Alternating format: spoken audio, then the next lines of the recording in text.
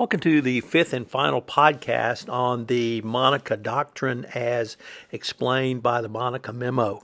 In this episode, I have the Everything Compliance gang of Jonathan Marks, Jonathan Armstrong, Tom Fox, and Kieran Woody to take a deep dive into various topics and aspects of the Monaco Doctrine. I hope that you've had the opportunity to listen to the first 4 podcasts on this topic, which have been released this week, and I hope you will enjoy this one as well. It's significant for all compliance professionals going forward. We're going to get into this about Deputy Attorney General Lisa Monaco's speech and the accompanying memo that adds to the DOJ guidance regarding corporate compliance programs, really, and just this idea of how the DOJ will assess corporate criminal enforcement policies. There's some shift, as we can see from this memo. And I think you actually learn a little more about this even from the speech and the text of the speech as well. So for those who aren't aware, there obviously are various procedures, not necessarily binding law, but the procedures that the DOJ follows when they are assessing what penalty to mete out or how to handle companies when faced with, particularly here, FCPA or other potential corporate criminal violations. So we're in this space of, all right, how well is our compliance program doing? Have you self-disclosed? These are the topics that these policies address. And as we've seen with this new policy, the guidance from the DOJ is that they are not going to pull any punches. And this is the next step in what I think has been an increasing temperature increase from the DOJ in a number of different areas, but all of it surrounding this idea of we want to hold individuals accountable. That is priority 1, anyone who's breaking the law, but specifically send the individuals in, send the executives in who are making these decisions that lead to potential FCPA violations. Also in this memo is this idea of what it looks like to comply and to have voluntarily self-disclosed, such that you might get some cooperation credit from the agency. And so the one I wanted to focus on, and I know there are others on this call who will get into some of the other items that are included in this speech and this memorandum, including things like monitorship, executive comp plan, things like that. But I want to talk about this concept of the timeliness of disclosures. And apologies in advance that this is going to veer into my rant maybe, because I have some opinions about this one.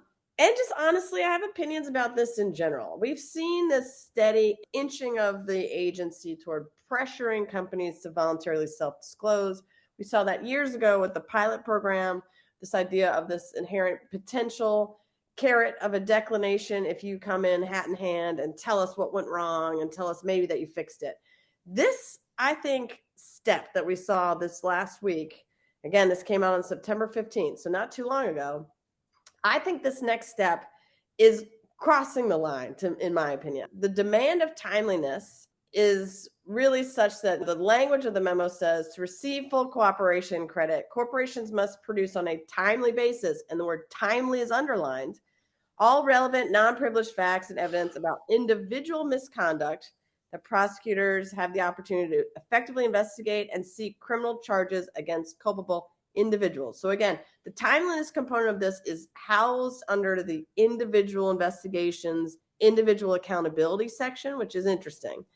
But the reason I think this is problematic is if we can just zoom out to the 30,000 foot level, we are talking about the Department of Justice. This is an agency that is prosecuting people for criminal violations. And as we all recall from our time in law school or otherwise, just watching Law and Order, that requires that the government to prove beyond a reasonable doubt the facts of their compliance is this sort of gentleman's agreement that we're not going to make you do that. We'll split the work.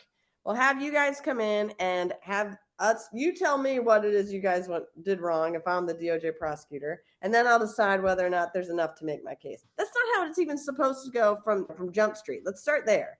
The government hasn't proven the case. They're taking the work of, at this point, the defendant to say what went wrong. So the idea that we are now demanding that gets sped up, and the idea of speediness comes out more in the speech than in the memo. They do underlined in our speeches, we need to do more and move faster. In individual prosecution, speed is of the essence. That's a standalone paragraph, that one sentence in this speech. So this idea that pressure move faster so we can figure out who we want to prosecute criminally for these potential FCPA violations, anti-bribery, problems regarding bribery abroad, things like that. So again, I have a problem with, again, we aren't in a phase where the government is mounting a case that they are proving beyond a reasonable doubt that you have violated the law, because there are criminal penalties that attach. So that's the first sort of structural issue that compliance is always dancing around. This idea of, we're not really there, let's just make this easier for everyone and get a better resolution because we came in and did some of your job for you. We did an internal investigation. Here's what we found. We fired these sort of rogue employees that maybe were causing the headache for everyone. So let's just move forward. The timeliness thing seems to suggest that the DOJ wants to step in before that point. So before maybe even a full internal investigation has been done by the defense counsel, and basically hand over the people who the DOJ will then individually prosecute. So to me, this suggests a violation of the process in the sense that the defense counsel here, this isn't this hunky-dory, we're all grasping hands with the DOJ and singing Kumbaya and making sure this all gets remediated. Sure, that's what we keep talking about, but at the end of the day, this is an adversarial process. And the role of the attorneys is to advocate for their clients. And so I think the idea that we want to essentially deputize corporate counsel to turn over individuals immediately without maybe even having the time to suss out what's really going on, how deep does this go. These investigations take months, if not years. Everyone at the Department of Justice likely knows that because they've either been on the defense side before or have been in these FCPA matters before. They know that this takes a lot of time. And so the idea that we are now demanding of companies to, we're narking out the C-suite to see who is in charge or who is culpable for this, to me feels, and it's impugning on an attorney-client privilege, on the role of defense counsel to be strategic about when they voluntarily self-disclose. There's a lot in her speech about taking the time and gaming when you self-disclose or not. And I would just push back on that and say, of course, that's what's happening. We are advocates for our clients, and there is going to be some real discussion about what we disclose, when we disclose, if we don't have all of the facts. I think this speediness is a problem with the structure of what they're doing. And I worry that this might result in people not taking the cooperation credit and saying, we'll run that risk of not cooperating because the alternative could be very damning. And like I said, with criminal penalties attached, these are people going to jail with some of these individual prosecutions. And I think it's risky. So it's a rant. My apologies. Oh, I will also say, because Matt's not here and he was going to talk about compliance officer certification. And when I last had to give a talk about that, the idea that this comes at the same time, so to me, I know when I was having this conversation with Lauren Koopman about it, she was like, no, those things are totally separate. I'm like, but it feels ironic to me that we're going after individuals as hard as we can, and you're now making compliance officers certify this. We really are supposed to read those two siloed as separate. It seems to me like the compliance officers should be getting nervous, and everyone should be getting nervous about this. And so I do wonder if they've gone too far, and it might have a backlash of people not taking the risk of self-disclosure given this. So anyway, that's my rant. I'll pause there because I'm sure there are people who want to jump in and push back at my uber defense lawyer stance on this one. Mr. Armstrong, do you have a question or comment for Ms. Woody? I do think you're right about the self-reporting. I think there's a really difficult balance here.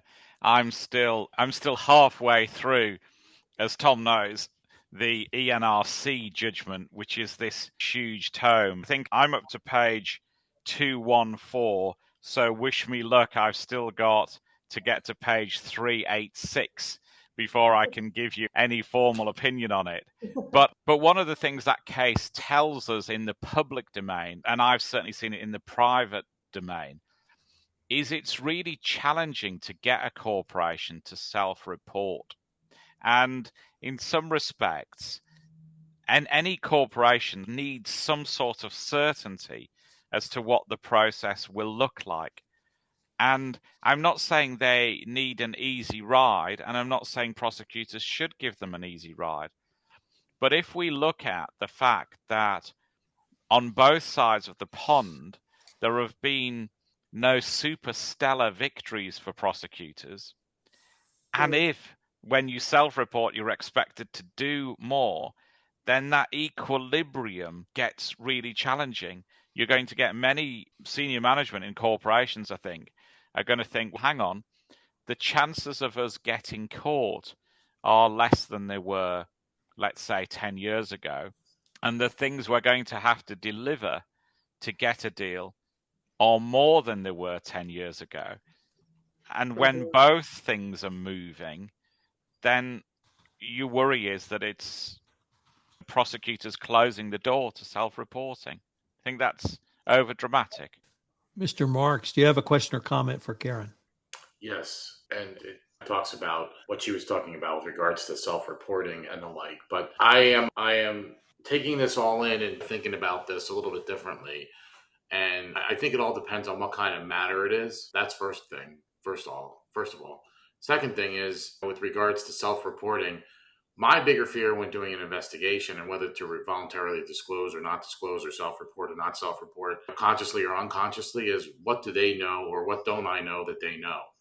And are they going to come for me? And if they come for me and I don't go to them, then what happens? I don't want troops showing up on my doorsteps with gold badges. And then all of a sudden I go, oh, darn, we should have done something. In the world that we're living in with more transparency, and what I'm talking about here is I'm talking about the financial institutions monitoring transactions more closely now with suspicious activity reports and all types of CTRs and things like that.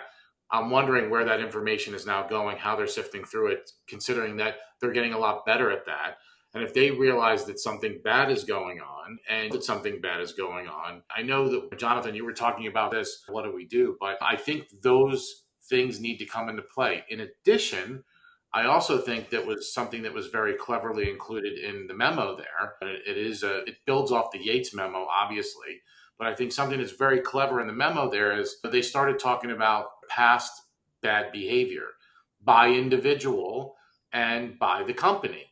And I know they put sort of these markers on there from a timeline perspective, but if there's not organizational justice being carried out in the organization and they're letting this behavior perpetuate in any regard, and there's either some direct or indirect relationship between the individuals that were supposed to be accountable for this or not, I think that throws a different monkey wrench into the scenario here as to whether the organization and the individuals are going to get, obviously the individuals are probably going to be more targeted, but from a corporate perspective, it certainly plays a different role there. And I'm really interested in your thoughts on that because there are a lot of investigations that are not disclosed.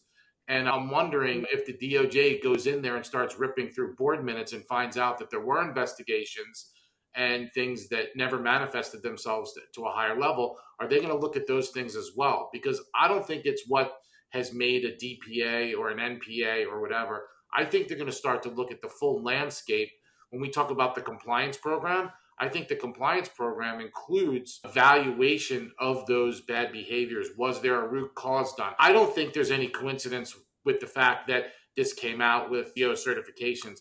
I also don't think there's any coincidence that they're placing greater emphasis on the compliance program now, specifically in light of the data that came out with the U.S. federal sentencing guidelines saying that 89% of organizations didn't have, I don't know whether they used adequate or whatever, compliance programs that got basically pinned for those particular set of circumstances. So I'm a conspiracy theorist by nature. I thought when Sarbanes-Oxley came out, it was a shot across the bow, building on the FCPA from an internal controls perspective. And then as that sort of manifested itself and we've gotten where we are, now all of a sudden Gensler comes out in the beginning of the year and talks about maybe revamping SOX. Now you have these things going on. And then you have this whole thing now with tying in compliance. And now, okay, we're going back to accountability again because Sally, I think, did a good job in outlining that in her memo. But you got to remember there were prior memos, too, that talked about individual accountability. You also have what we've all talked about, which are these Caremark cases where we talk about board oversight and individuals responsible. So I think there's a confluence of toxic sewage coming together. And I think it's about time that these organizations woke up. And if I'm sitting in the DOJ right now, I think they're in a pretty good spot because I think they have better data. I think there's been enough warning.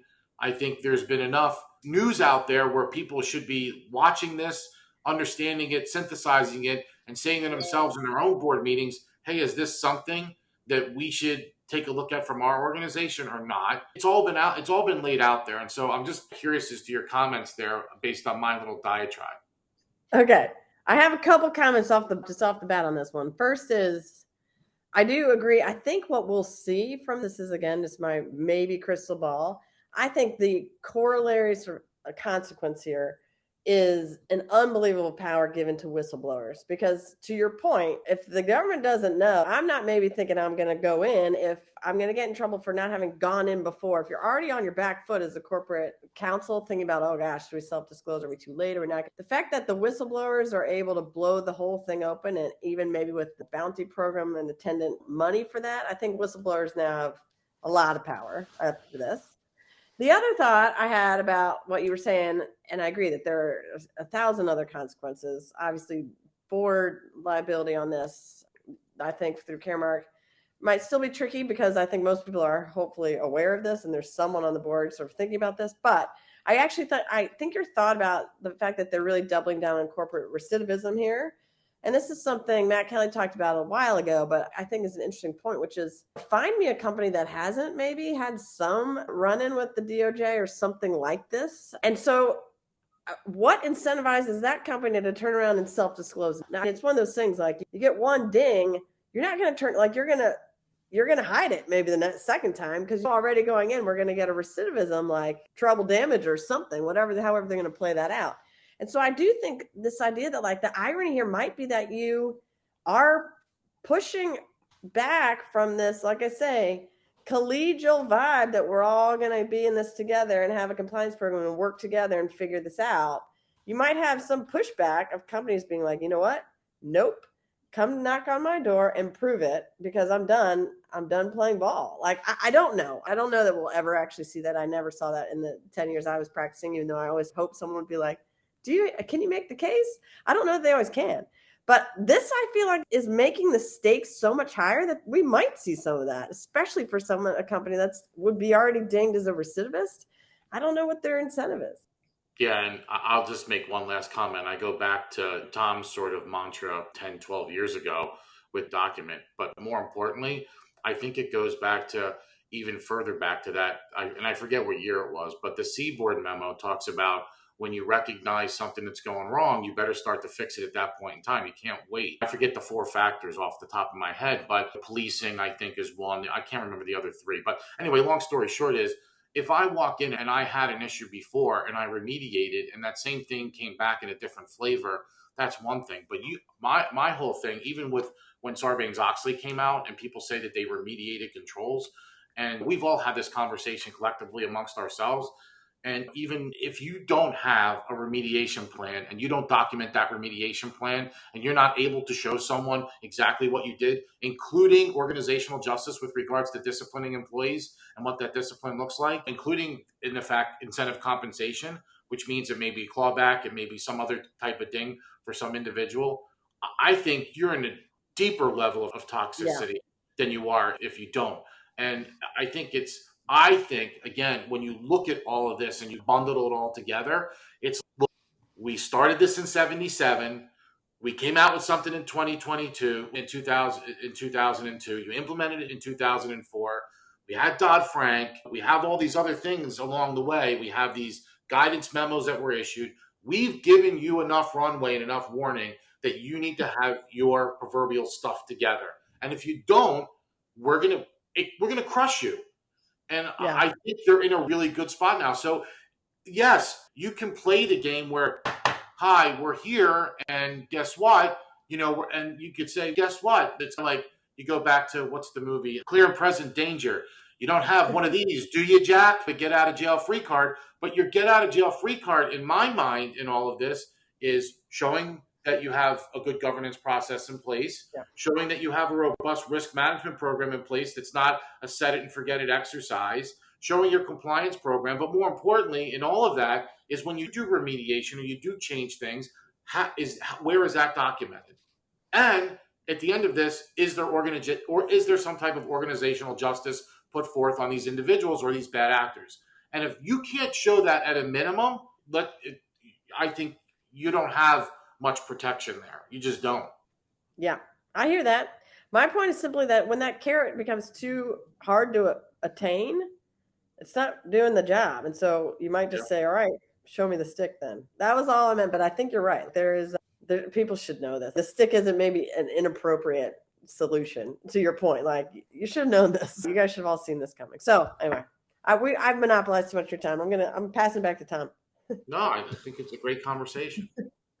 It is. And I'm going to pick up on it when I have a few remarks. But before we get to that, Mr. Marks, what's on your mind? Tom, you asked me to talk about investigations, so we'll meander our way into the Monaco Memo again and investigations, which layers itself in the memo accordingly. But again, the whole investigation process, I think, really comes under fire now. And that really starts what are these investigation triggers? And I know, Karen, you talked about the whistleblower. Do you have a whistleblower program? And how is that being worked? And is it consistent, and do you have a process related to that? When you're doing triage of an allegation, is that consistent?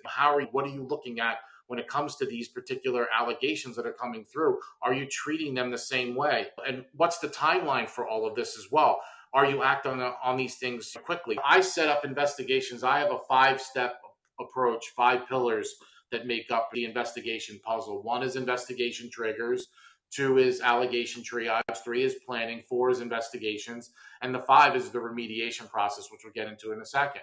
But I think that if the DOJ comes in and they start looking, and you don't have something like this where you actually go through and address all these specific things, including should it be an internal investigation versus an independent investigation? How is this treated? Once you get to the senior level and senior level is implicated or a board member is implicated, you got to get it out of the hands of the internal, and you have to do an independent investigation. People don't understand that even today. When I lecture, Karen, not in the classroom, but outside at this point, and I talk about the difference between an independent and an internal investigation, and you'll hear my rant later about this because Tom was there to witness it live and in charge. But last week, a lot of people don't know the difference between an internal and independent investigation. They think they're the same. They're not. They're absolutely not. And they need to be treated accordingly. Again, some of this goes back to your own organizational awareness. Internal audit can't carry an investigation all the way through when there's senior management and there's board members involved. They just can't. Because I think that a lot of things come into play there. 1 is independence, and 2 is their level of skill and capability. Some may have it, most of them don't, in my humble opinion. When you go through the investigation process, how are things treated? We talk about actually in today's stage data, one of Jonathan's favorite topics, the other Jonathan, the better Jonathan on the call. We talk about devices, and are we looking at devices and communications, and do you have control over all those things? There's a whole bunch of things that keep coming out here. But again, those messages were sent based on things that happened in the past. And so I think they're just rounding out some of the things that they're seeing that are more pervasive issues when they bring out this stuff in the memo. And then bad actors, how are these custodians are reviewing these custodians? What are we doing? How are we analyzing these things? What was done in the interview process? Who was conducting the interviews? I think all of that is absolutely fair game if someone's going to look at your process and say this was something that we believe that we can have some comfort on. And then at the end, from a remediation perspective, which is the sort of the 5th pillar, discipline. Are we disciplining these actors? How we conducted root cause? Are we using that feedback to enhance our risk assessment or fine tune or tweak our risk assessment process? Have we looked at that from a training perspective? Is our training right? Maybe it's not. Maybe we should be training on different things based on the feedback. And all these types of things. And I think that whole piece of this is something that really has not been discussed for a while. But I always ask when I come in, do you have a fraud policy? Do you have an investigation policy? And the answer is usually no. They're not very difficult to put together, but it is, again, something I think that if a regulatory body is going to come in and they're going to start poking around, like I think they probably could start poking around, that's certainly something I'm asking for. It's certainly, and again, I'm going to start to say, it's not only great, oh, here's my training. What does that mean? How is this derived? They're really going to start to dig down. They're going to start to do their own root cause on your own process.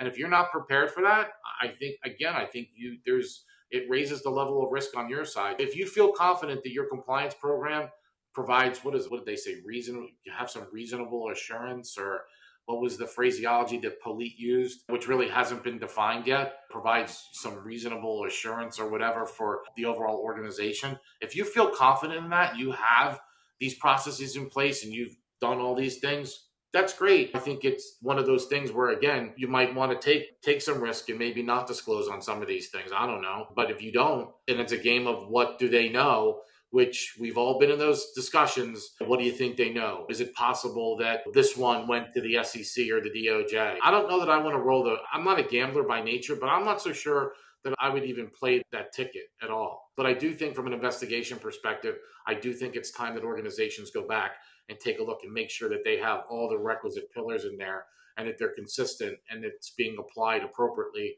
across the board. Jonathan, Karen raised a really interesting question, and it ties into something I wanted to raise with you.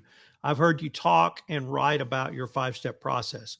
I have put that into my compliance handbook as a guide to think through the process all the way from the initial report through triage, through moving it, elevating it within the corporation, to the investigation, to the remediation. And I've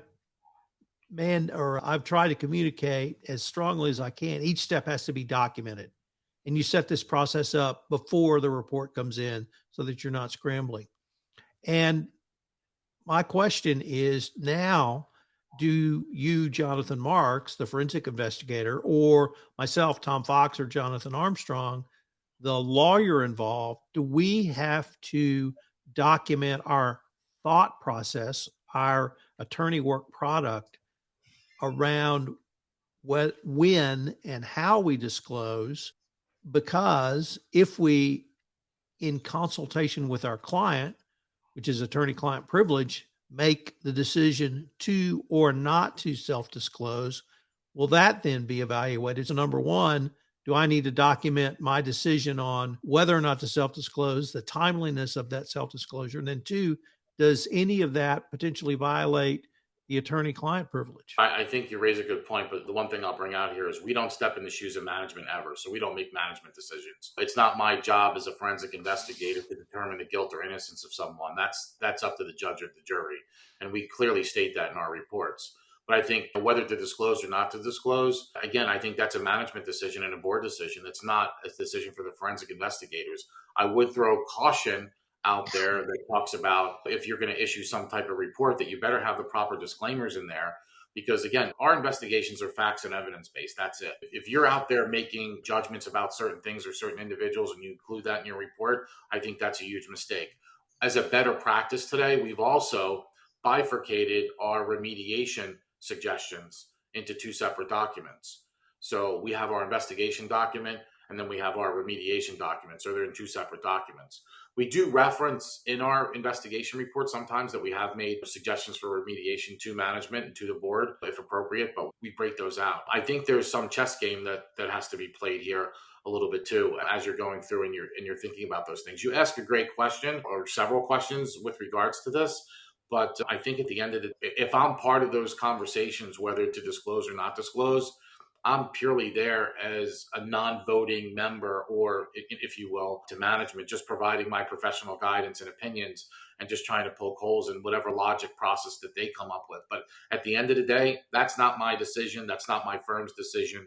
And it shouldn't, nowhere in anything that we write or put out there should we talk about that stuff. I think that's just opening the profession up for problems. And so that would be my thought there. I don't know if I hit on your question specifically, but if I didn't, maybe you can rephrase it and I can give you some more commentary. Karen, I was going to ask you, did that really encapsulate or encompass the attorney-client privilege waiver concerns you have, or is it something else?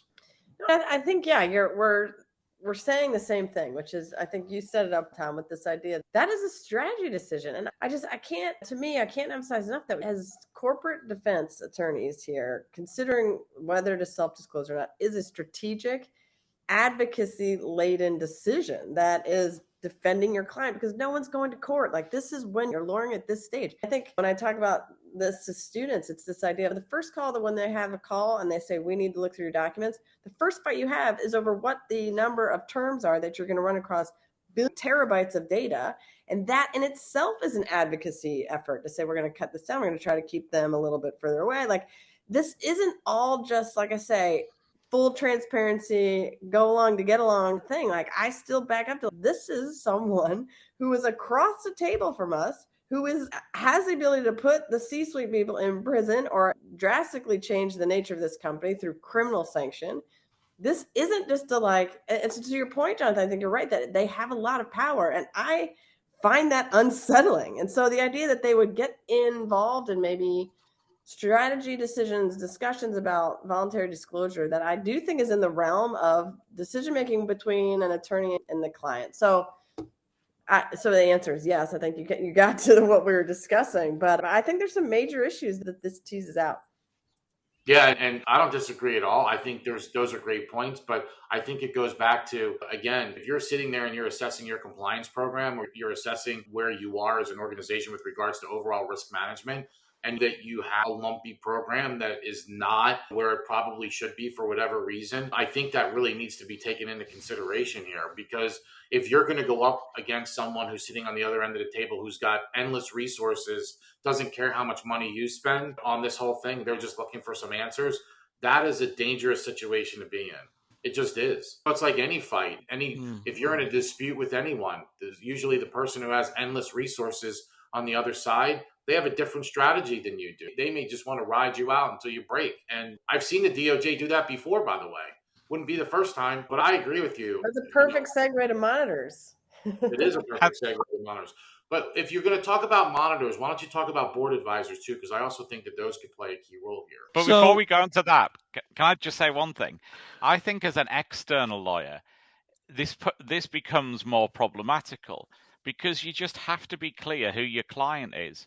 Yeah. Are you doing an internal investigation, or are you doing an investigation for government as a proxy? And that is really problematical, because obviously different people, you might interview people who are suspected of wrongdoing. You have to be transparent with them. How can you be transparent as an external lawyer if you don't really know who your client is? And we're in an where we've talked about this on this podcast before. I guess I've not looked at this statistically, but prosecutors on both sides of the Atlantic are probably losing more cases against individuals than they're winning. And the reason, certainly, that they're losing in the main in the UK is because the prosecutors haven't followed proper process. We've had a director of the SFO who's having side meetings, the court has found, to the prejudice of individuals in criminal trials. You can't have that sort of underhand behavior and investigation by proxy and expect to get a subsequent prosecution through the jury. So this lack of clarity might also be self-defeating for the prosecutor. If the aim is, as a general rule in the US, we'll get the corporation to settle and will prosecute the individuals, then you're tethering your hands in those prosecutions against individuals if you don't structure the investigation in a proper and transparent way. And if individuals can claim that they've been duped or misled into giving evidence to support an internal investigation. So the whole thing is utterly fraught with difficulty. And just, Tom, to quickly answer the other question you asked about documentation and a lawyer's duty to document. As I said, I'm midway through the ENRC judgment, but there is an answer at least to that question. Paragraph 926 for the judgment geeks, which said that Mr. Gerard's failure to make notes where appropriate in an investigation is so basic and so legion here that there is no alternative but to find that he was committing a reckless breach of duty in this regard. So certainly the judge in the ENRC case is saying that there's an obligation on lawyers not only to make decisions, not only to walk clients through their decisions, but also to document those decisions and why they were. Jonathan, as to your point about who is the client, federal district court judges have raised that same concern in some individual prosecutions. We have had one instance where a corporate officer was criminally charged with destruction of evidence, federally charged, I should say, with destruction of evidence on a federal criminal investigation, where she destroyed or allegedly ripped up documents on the way to the internal investigation by outside counsel. Now, that indictment was later dropped, but we've got that on record. And I have wondered more than once out loud, if I'm a I'm outside counsel, I'm performing an internal investigation. Do I have to now give a Miranda warning if I've self-disclosed and the information I develop could be sent to the Department of Justice for use in a criminal prosecution, or I guess you would say under caution? But I think you're absolutely spot on. And those are unanswered questions that someone is going to have to deal with at some point. I wanted to talk about monitors. There are 3 parts to the Monaco Memo. And I once again say that quickly 3 times on monitors. Number 1, a discussion about factors prosecutors should use in determining whether or not a monitor is appropriate. 2 is the selection of monitors, and 3 is the oversight of monitors. I want to focus on the first part, the factors that prosecutors are to use, because I think it's a pretty significant change. And I'm going to purloin Karen's comments, see if I wrote them down correctly. The DOJ is not pulling its punches, and it's definitely increasing the temperature on what's going on. Under the prior administration, in the form of the Benchkowski memo, there were 2 questions that a prosecutor had to basically ask. At the time of resolution, had the company implemented an effective compliance program? And number 2, had that program been tested? Those were brought forward during the first part of the Biden administration, but now that has significantly changed. So we've still got those 2 questions, which are questions 2 and 3, but the number 1 question, and I'm going to have to assume it's the most important because it's number 1, much like I think about the First Amendment, is, did you self-disclose? Now, what does self-disclosure have to do with the need for a monitorship? I'm going to leave that question to the distinguished panel. But then it goes on to look at questions 2 and 3 deal with, have you put an effective compliance program in and have you tested it? But then it goes to the heart of the actions which led to the criminal conduct or the criminal conduct itself. Was it long lasting? Was it pervasive? Was it facilitated by senior management? Was there an exploitation of inadequate controls or the compliance system? Was there active participation of the compliance function or a failure of compliance personnel to respond to red flags? Did the company fail to take adequate investigative or remedial steps? Was the corporation's risk profile, had it changed and there was not an update in the risk profile? Or is the company under another type of regulatory scheme or in a regulated industry? Or is it involved in business sectors which are prone to high risk? So we've got the 2 former categories. Did you fix it? And did you test your fixing? But now we've got, did you self-disclose? How bad was the conduct? How high up did it go? Have you changed your structures? Have you done lots of things, or rather, it's conduct that occurred at the time of the incident? That seems to me to be inconsistent with what a monitor is there to do, which is to make sure you don't do it again, test what you have in place, and report on that testing. We're looking at different things. The positive or the flip side to that list of factors to me, though, is that a company now knows what it needs to do. It needs to look at all of those, and it needs to evaluate its conduct in light of those factors. And I think that this could be a very enlightening list of factors that companies could use in a proactive manner to test their compliance program. I think this goes to what Karen said as the heat's turned up. I really think the DOJ's put a lot more pressure on corporations.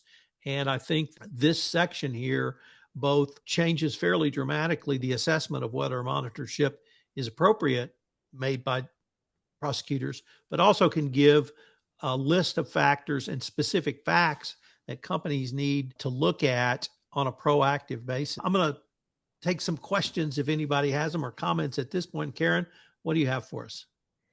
Yeah, I find that interesting too, that list, especially with what I was talking about, the timeliness of self-disclosure in the same breath as remediation, because I don't know that we can do those things the way they want those together. In fact, there's a line from her speech that, is shocking to me. Maybe I'm, again, overreacting this, but the line says, if a cooperating company discovers hot documents or evidence, its first reaction should be to notify the prosecutors.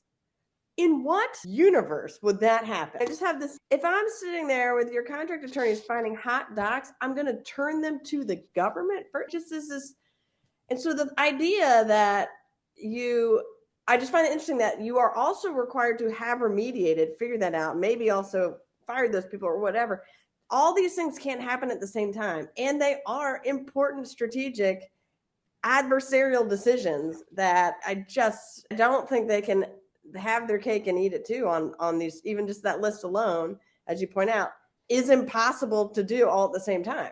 If self-disclosure and the timeliness of self-disclosure means immediate turning over of documents, I don't know how you then could have remediated. Even the factors don't all line up for me. So that's the end of my rant on that one. Mr. Barks. I almost think when she said that, and I read the same thing and shook my head, probably like you, I almost thought that she was coming from one vantage point, was that a grand jury subpoena had already been issued and you didn't even know that it was coming. If you get a grand jury subpoena, again, I'm not a lawyer, but the lawyers can certainly comment here. But when you get a grand jury subpoena and you have to respond, generally there's some agreement as to what information is being turned over at that point. So I almost thought if I put my investigator's hat on and I plug myself in a situation that I was in recently in dealing with a grand jury subpoena, it almost appeared to me that she was coming from that lens and that lens alone. I think she probably is kicking herself today that she actually said what she said, because I think to your point, there's probably other aspects of this, like when you're doing an internal investigation or an independent investigation, and there are a difference. I just made that clear.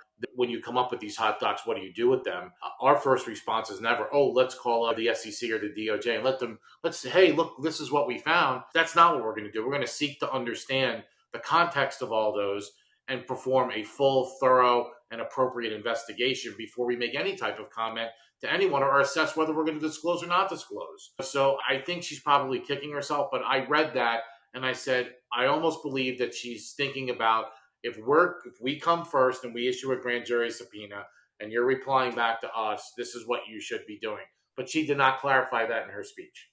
So next I'd like to turn to the question posed by our colleague, Barry Vitale. Thanks for joining us, Barry, and you pose an excellent question, which is in the context of corporate compliance programs and what information the Department of Justice communicated to us about those programs.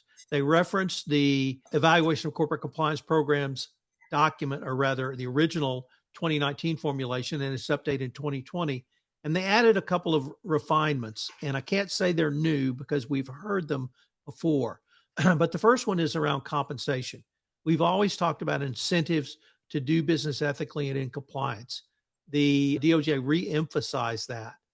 But the one that really was a bit of a different twist was on clawbacks. Clawbacks have been around for a while. I'm going to point to one example where we saw them in another case, but the DOJ wants to see clawbacks on executives, or rather individuals, who were involved in bribery and corruption. I have lots of questions about this. Matt Kelly, who's not here to defend himself, thinks that they may be leading towards some sort of dollar for dollar credit if a company engages in clawbacks. I'm not quite sure how that will work in the amount of fines and penalties under the U.S. sentencing guidelines or corporate enforcement policy. But to claw back, that's a civil remedy. And for a company to engage in that, they have to have a contractual right to do that. Can't claw back salary because somebody did something wrong. You have to have the contractual right to do that. And most of us don't have contracts that have that requirement in that. I think executives in the C-suite and boards may have that. But you have to, unless the person agrees to it, you have to go to court to enforce it, or you have to go to an arbitrator to enforce it. So I don't know if a company is going to receive credit for trying to enforce clawbacks. The president of CBS fought his attempts at clawbacks, as did the CEO of McDonald's. We have seen that in one FCPA case, although it was completely unrelated to the enforcement action, in Goldman Sachs. A couple of $100 million was clawed back from senior executives, including the current CEO of Goldman Sachs. Now, that money was paid back voluntarily, and it was, once again, not a part of the FCPA or greater anti-corruption settlement across the globe, but we do have that one model. Clawbacks potentially could put the fear of God in executives, and that might be another factor, but companies are going to need to look at this. They're going to have to bring in their compensation experts. They're going to have to look at the contracts, and they're going to have to put these provisions in contracts.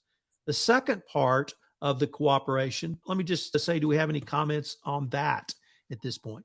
Karen? I always have a comment about it, but I agree. Last rant, I think I talked about declinations with disgorgement, but the remedy of disgorgement is maybe not one that the DOJ has because of this, as you point out, the process of that. They can have a punitive, they can fines and these things, but certainly in light of a declination, that is just an NPA and called an NPA. It's an agreement, and part of the agreement is you pay us back. So this is an interesting one, especially with the third party sort of idea that you're clawing that has to be even in the contract for the executive. Fascinating. And that's governed by civil law. I think that's a fascinating take, Tom. So I don't really have a comment. My mind is still thinking through all that because there's a lot there. Mr. Marks. I think, I'm not 100% positive, so someone's going to have to fact check me here, but from a governance perspective, back in, I don't know whether it's 2005, 6 or 7, right around that time period, but AT&T, Dell, the Gap, I recall, all instituted clawback rules in their contracts with the executives in order to improve corporate governance. And I think from collecting some of the proxy data over the years that many of the organizations do have some type of clawback provision in there. What they are, I'm not 100% certain, but I think it's interesting. I also think it might be interesting now, again, when I talk about organizational justice, if in fact you are disciplining folks, whether they're actually executing on the terms and conditions that they have in those contracts and agreements with those executives. If that might have to be a little bit more transparent today than before, just because of the things that we're talking about. But it's interesting to me that some companies have them and some companies don't. There is a second part to the information around effectiveness of corporate compliance programs, and it relates to third-party apps and personal devices and third-party apps around messaging. This seems to me that the department is very irritated with not necessarily companies, but individuals using their own private phones or phones that companies aren't aware of or aren't monitoring, and or third-party apps that don't save communications. And I think this is certainly broader than the FCPA. Banks, for instance, are paying hundreds of millions of dollars in fines for allowing this to happen during the pandemic. It is fine certainly for the DOJ to say that. The problem I have, or the issue I have rather, is that it's saying to the companies, oh, you figure it out, and you figure it out to our satisfaction. Now, the memo did say Monaco has instructed the department to come up with some rules, regulations, or policies around this, and it will be inputted into an updated evaluation of corporate compliance programs. But at this point, she's put the onus on companies. And so that means if any of us are advising companies, we need to tell them, we've got to figure this out. We've got to write a protocol, and we've got to document that protocol and hope that protocol will satisfy the department if we get in one of these situations. I think Mr. Armstrong's eyebrows are going to blow up as he thinks about the implications of GDPR around this. And that's another part of the department's memo we didn't even get into, which is privacy laws in other countries. But Jonathan, maybe I could start with you. How do you see this impacting your clients in the EU and England, and your advice you might give them? I think it truly is challenging, isn't it? You can't save data for a rainy day. You can't squirrel it away. I've talked before, when we talked on this topic, about I have an oar in my loft at home, and the boat long since died that the oar belonged to. I've used that oar once in 25 years when my daughter was aged 6 and wanted to dress as a Florence Grace Darling, a lifeboat rescue hero. And there's no justifiable reason for me to keep that oar, that paddle in my loft for 25 years against another fancy dress campaign coming up. And it's the same with data.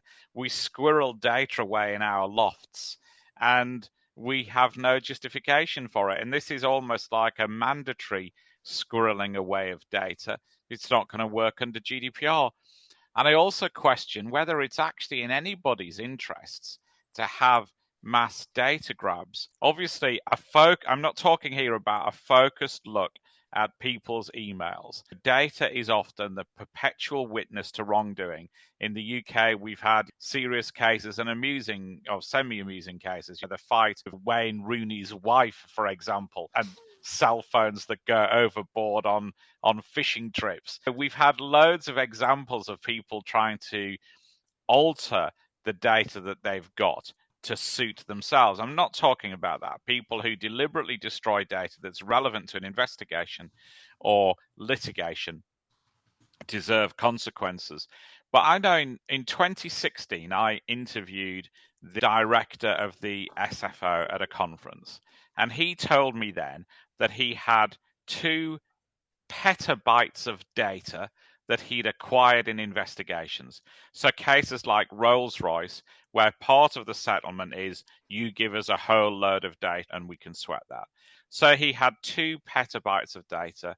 Obviously, everybody watching knows what a petabyte is, but for those who don't, that's 8 times the volume of data that the Library of Congress has acquired from 1800 to 2011. So imagine the Library of Congress in 2011, multiply it by 8, and that's the amount of data that the Serious Fraud Office had acquired in recent investigations. And so I then said to him, and what do you intend to do with it? And paraphrasing, he said, I don't know. I've got a big computer. I can't recruit the staff to run it. I can't, on government salary, hire the people to investigate that data. And he said, I'm going to look at a scheme to bring students in as part of their university degree to help me sweat the data. That isn't an answer. So the difficulty is that finding the right data in investigations is often like finding a needle in a haystack.